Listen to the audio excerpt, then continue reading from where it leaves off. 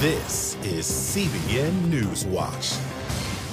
Thanks for joining us for CBN Newswatch. I'm Mark Martin. We begin in the Middle East. The region is anticipating Israel's next military offensive as it surges toward Hamas's last remaining stronghold, the city of Rafah.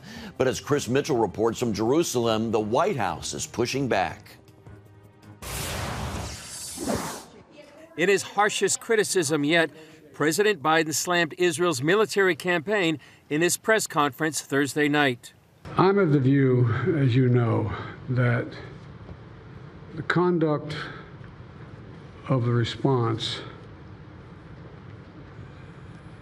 in Gaza, in the Gaza Strip, has been over the top. The president also talking about the negotiations to free the remaining hostages and mixing up the leaders of Mexico and Egypt. National Security spokesman John Kirby also warned Israel about its plans to attack Hamas in its last stronghold in the city of Rafah on the border of Egypt. I could tell you that absent any full consideration of protecting civilians at that scale in Gaza, military operations right now would be a disaster for those people, and it's not something that we would support. Israel's operation into Rafah has begun with airstrikes. Since it's on the Egyptian border, Prime Minister Netanyahu promised coordination with Egypt. For now, Hamas rules Rafah, a key city to its survival. Some analysts believe Hamas uses the area to keep a stranglehold on the humanitarian aid coming into Gaza, a major way to control the people of Gaza. Hamas uses more than 1 million Gazans who have fled to Rafah as human shields. NBC is reporting Israel is open to allowing Hamas mastermind Yahya Sinwar to go into exile in exchange for the release of all the hostages and the end of Hamas rule in the Gaza Strip. On Thursday, Israeli Minister of Defense Yoav Gallant said the IDF has uncovered a treasure trove of documents about massive funds transferred to Hamas. What we see is that Yahya Sinwar takes care of himself first and foremost. Out of millions of dollars, 1 million goes to him. Out of tens of millions, he puts what he needs into his pocket. Gallant said Sinwar is now a fugitive on the run. In the north, IDF troops continue to train in anticipation of a potential war with Hezbollah. The head of the Air Force said dozens of aircraft are operating above South Lebanon, and when an order is given, that number could expand to hundreds, carrying out missions within minutes. There's been anticipation for months that a major war can break out between Israel and the Iranian-backed Hezbollah. Amid the fighting on multiple fronts, Prime Minister Netanyahu made clear to reporters that the United Nations Relief and Works Agency will have to be replaced after Israel has provided information alleging that around a dozen UNRWA workers took part in the Hamas terrorist attacks on October 7th. In the meantime, the Jerusalem Post released the findings of a survey that found since October 7th, 1/3 of Israelis have experienced a stronger faith in God. CBN News Middle East Bureau Chief Chris Mitchell is with us now from Jerusalem. Chris, the Jerusalem Post survey shows 1/3 of Israelis have a stronger relationship with God. Are you seeing this and other changes since October 7th? We are seeing that, Mark. You know, ever since the ground campaign in particular, you see evidence it's actually a more religious practice by IDF soldiers within Gaza. They're celebrating Shabbat inside there. You actually can see flags calling for the Messiah, coming of the Messiah there on the ground. Political changes are coming, too, after October 7th. The country is shifting to be more conservative, less willing for a Palestinian state. And I think we're going to see changes in the next political election. And I think many of the reservists coming out of Gaza are really going to be part of that political change. Chris, what is the sense about a major war breaking out in the north with Hezbollah, and what is Israel doing to prepare?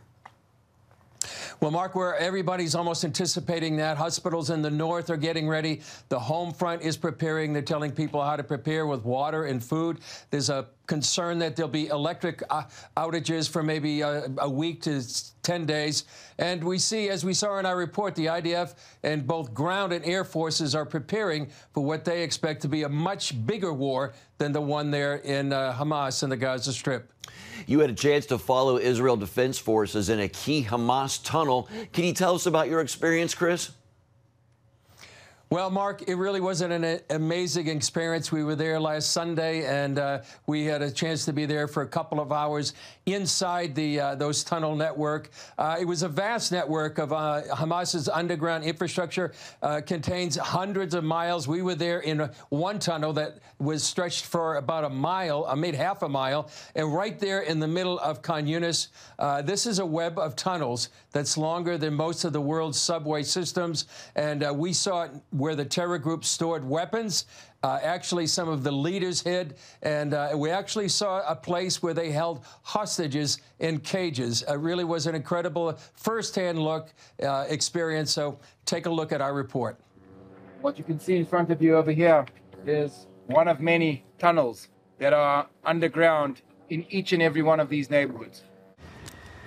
Deep in Khan Yunis, currently ground zero of the fight in Gaza, IDF Brigadier General Dan Goldfuss talked about the extent of the tunnel system and how the IDF found tunnel shafts everywhere. There's a shaft in every place you can find. There's a shaft in the kindergarten, there's a shaft in the school, there's a shaft in the mosques, there's a shaft in the supermarket. Wherever you go, there's a shaft going down into the underground tunnels and underground world of this unhumane entity of Hamas. Goldfuss also pointed out how this underground network played into the October 7th strategy and aftermath. They entered Israel, attacked the villages, raped, burned, murdered, slaughtered civilians. Some of them were taken in as trophies, just as trophies, taken into these tunnels, into this tunnel, and such as. They took time, money, and effort building the underground terror tunnels. Let's go in. So we're headed right now into one of the tunnel shafts here in Khan Yunis. And as you'll see in just a second, something when you see it on film, but when you see it for yourself and be in it, it's a whole new world. You can see for yourself, this is what Hamas has been doing for 18 years, building these tunnels, hundreds of miles of tunnels. We stopped at a section used by Hamas guards, and Goldfuss explains how this unique battleground creates an historic challenge for IDF soldiers. So what we're doing here in Khan Yunis is, for the first time in world military history, is actually maneuvering over and underground simultaneously. So it took us time to evolve, to learn, to understand how to do that, but that's what we're doing today. As we moved deeper, the heat and humidity became much more intense. Then came a surprise at the next section. I have a small request, and that is switch off all your lights. What I'm trying to give you is the feeling of a 1-year-old baby in this tunnel. The feeling of the kidnapped people brought in here and taken in these tunnels. No electronics, no connection to the outside world. Just darkness and darkness and darkness from all points of view. With lights back on, Goldfuss showed us the room. Look at the tiles, electricity, time, effort, money that was put in to build this. We're now at the moment approximately 15 meters underground. We're going deeper and deeper. We're in what the general calls a strategic tunnel, not a tactical tunnel where fighters can go from place to place, but a tunnel used by Hamas leaders, and also a place where they know that at least 3 of the hostages were kept. Our next stop revealed a much different room, furnished and equipped for both guards and Hamas leaders. This is years of planning. So if anybody has a question, how long do I think? The 7th of October was planned for many years. They planned how to attack women and children in the villages. This area is likely the compound for many of the Hamas senior leaders, but after the war began, they built this cage, and they believe that at least 12 hostages were held here, 3 of whom have been released.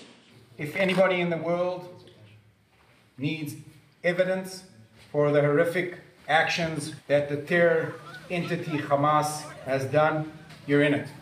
you're in this evidence. From this place over here, at least 3 hostages were released. They included Sapir Cohen, Saha Calderon, and Or Yaakov. The tunnel holding these hostages goes on for more than half a mile. As you can see in this tunnel, so many places it goes off to another direction. So you can see that this would be like a spider's web all the way through Khan Yunis and many other places of the Gaza Strip. Given the size and setup, General Goldfuss believes Hamas leader Yahya Sinwar stayed in this tunnel and vows to track him down. He doesn't care about his people. He's putting his people between him and us. He's putting the civilians, the population, between him and us. He's running. He's on the go. He's on the run. We'll reach him. Above ground, millions worldwide accuse Israel's military offensive of genocide. When I have to go into a neighborhood, I call the civilians out of the neighborhood to prevent from myself to either injuring or hurting anybody who's not involved. I take utmost time and effort to do so. In the endless maze of the underground in Khan Yunis, you can see the different munition that we encountered in these underground tunnels. You can see grenades. After displaying certain munitions found in the tunnel, Goldfuss expressed his amazement at the overall amount. And the amount of weapons which you find in every house, every building you move into, and you find amounts of weapons. You expect that you wouldn't find in a kindergarten, you wouldn't find weapons. So you go in a kindergarten, you find dozens of RPG. And then you go into a school, you go into a UN school, and you find dozens of mortars and IEDs. And it's just everywhere. If you want to go into a mosque and you want to say, hey, the mosque is out of the game, but it's not. There's shafts from the mosque down underground, and in the mosque you find mortars, RPGs, IEDs, and you say, it's just in every corner. It's really been an extraordinary experience to see firsthand, to witness the heat, the humidity, the extent of these tunnels that run for miles under Khan Yunis and hundreds of miles through all of the Gaza Strip. After nearly 2 hours, we returned toward the light, struck by the realization that many hostages held for more than 100 days likely remain in tunnels like this one. Goldfuss ended his briefing with a message to the world. We are fighting a just war. On the 7th of October, we were attacked in a savage attack. This is a just war, and we will win this war with patience and with stubbornness from every meter overground and underground. And my message to the world is patience. But the fighting here is not only between Israel and Gaza. This is a fight between the free world, a world that believes in freedom, in human rights, in humanity, in life, to terrorists who believe in death. Chris Mitchell, CBN News, Khan Yunis, Gaza. Pray for our brothers and sisters in Israel. Well, coming up, we take a look at the arguments in yesterday's Trump ballot case in front of the Supreme Court. Plus, we'll have other news headlines from CBN Newsroom. Stay with us. Welcome back to CBN Newswatch. President Biden won't face charges for his possession of classified documents. Still, the special counsel's report on the case included an ongoing political headache for the president, his declining memory. The report revealed that President Biden had trouble remembering key events. In response, the president is fighting back. Brody Carter has the story. In a hastily called press conference Thursday night, Biden strongly disputed those descriptions. I'm well-meaning, and I'm an elderly man, and I know what the hell I'm doing. I've been president, and I put this country back on its feet. The president also refuted any allegations of willfully retaining classified documents collected dating to his vice presidency. A federal crime, but one that would require a mental state of willingness. Biden pushed back against that as well. Here's what he wrote. There is, in fact, a shortage of evidence that I willfully retained classified materials related to Afghanistan. On page 12, the special counsel also wrote for another documents. The decision to decline criminal charges was straightforward. while choosing not to bring charges against the president. Special Counsel Robert Hur, who was appointed by former President Trump to serve as a U.S. District Attorney in Maryland in 2017, cited a shortage of evidence, but also considered that it could be difficult to get a jury to convict him because he would present himself as a, quote, sympathetic, well-meaning elderly man with a poor memory. The report said that in Biden's interview with the special counsel, he could not remember key milestones like when he started and ended his time as vice president or when his son, Beau, died. Another charge Biden strongly denied, but then he forgot a key point about a rosary Beau gave him. Let me tell you something. Some of you have commented, I wear since the day he died, every single day, the rosary he got from Our Lady of... Former President Trump blasted the decision not to prosecute Biden while he faces criminal charges himself on handling classified documents, saying Biden's case was 100 times more severe than his and that there's a two-tiered system of justice. Conservatives said the report showed what polls have also shown the public is also concerned about, that the president isn't mentally up to the job. And Republican lawmakers also spoke out, with House Speaker Mike Johnson and Steve Scalise, Elise Stefanik, and Tom Emmer issuing a joint statement, saying if the president is too incapable of being held accountable, he is certainly unfit for the Oval Office. Brody Carter, CBN News. Thursday, the Supreme Court heard arguments in the Trump ballot case, the highest court in the land, now set to decide whether former President Trump is disqualified from seeking office. The justices will determine whether Colorado's top court was correct in applying a post-Civil War provision of the Constitution to order Trump off the ballot. The Colorado court reached that decision after concluding his actions around the January 6th attack on the U.S. Capitol amounted to insurrection. CBN White House correspondent Abigail Robertson has more. After hearing Thursday's arguments, the Supreme Court could rule at any time whether the insurrection provision in the Constitution disqualifies the former president from the ballot. The Colorado Supreme Court's decision is wrong and should be reversed. Trump's lawyers argue January 6th was an unorganized riot, not a planned insurrection. This was a riot.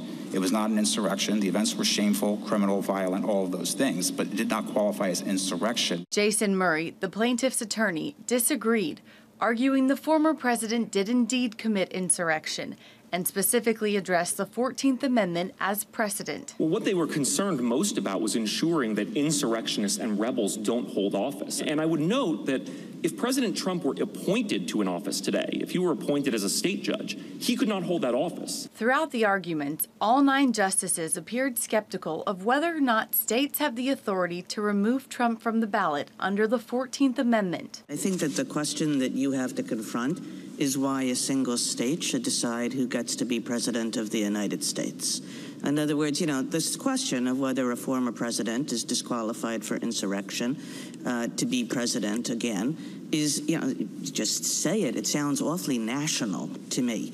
No, Your Honor, because ultimately it's this court that's going to decide that question of federal constitutional eligibility and settle the issue for the nation. Many legal experts predict the Supreme Court seems unlikely to rule in favor of Colorado keeping Trump off the ballot. A state cannot exclude any candidate for federal office from the ballot on account of Section 3.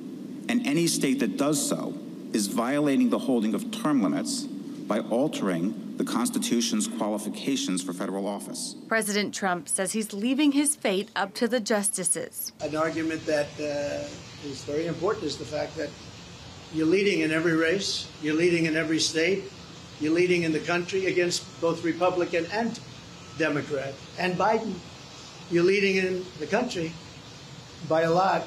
And can you take the person that's leading everywhere and say, hey, we're not going to let you run? I think that's pretty tough to do, but I'm leaving it up to the Supreme Court. Some question if the Supreme Court might issue a narrow ruling just for Colorado. John Malcolm from the Heritage Foundation tells CBN News that's doubtful. I think that they want to resolve this issue and not have it come back up again at a time when it could even engender more chaos. With the Colorado GOP primary set for March 5th, it is likely we will see an expedited decision from the Supreme Court within a few weeks. Abigail Robertson, CBN News. Still ahead, Super Bowl 58 is around the corner, and we sit down with former coach Tony Dungy to talk about the annual Super Bowl prayer breakfast. Stay with us. You're watching CBN Newswatch. Welcome back to CBN Newswatch. This Sunday, the San Francisco 49ers and the Kansas City Chiefs are set to go head-to-head in Las Vegas for Super Bowl 58. A day before the big game, the annual Super Bowl breakfast is held, and the Bart Starr Award is given to a player for outstanding character and leadership. This year, former NFL defensive back and coach Tony Dungy will be presenting the award to Pittsburgh Steelers safety Minkah Fitzpatrick. Dungy says the prayer breakfast is much more than football, and it's gospel outreach. It's letting people know that Christ is the answer to a lot of our problems. Amen. CBN FaithWire's Billy Hallowell recently sat down with Dungy, and Dungy revealed the powerful way the Super Bowl will be used to share the gospel of Jesus Christ. Football has become the #1 sport in our society today. There's so much emphasis on it. But the other side of the coin is our world. Is people are up in the air. They don't know what's going on. They have questions, but they come to football for that kind of sanctuary. And I think these young players have said, I can use this platform and I can let people know what's important to me, and I can let people know about my faith in Jesus Christ. And it's something that for a long time we kind of tried to keep under the radar. But we've had some very outspoken people like Reggie White, and now I'm seeing C.J. Stroud this year, who's probably going to be the NFL Rookie of the Year. The 2024 Super Bowl breakfast will be held this Saturday in Caesars Palace. And for more on the event, you can visit superbowlbreakfast.com. Stay with us. We have more CBN Newswatch right after this. It's auctioning off a lifetime passion for a good cause. Dallas New Country Radio host Mark Hawkeye Lewis has been collecting thousands of baseball cards since he was a kid, like Mickey Mantle, Roberto Clemente, and Willie Mays. But one day it hit him. He decided to auction the cards off to see how much he could raise for Cook Children's Hospital. The sale was a home run with more than $10,000 raised. Lewis calls it a lifetime of joy multiplied into something bigger. Good for him and good for all the people that donation will benefit. That's going to do it for this edition of CBN Newswatch. Remember, you can find more of our news programs on the CBN News channel anytime or online with cbnnews.com. Hope you'll join us next time. Have a great weekend.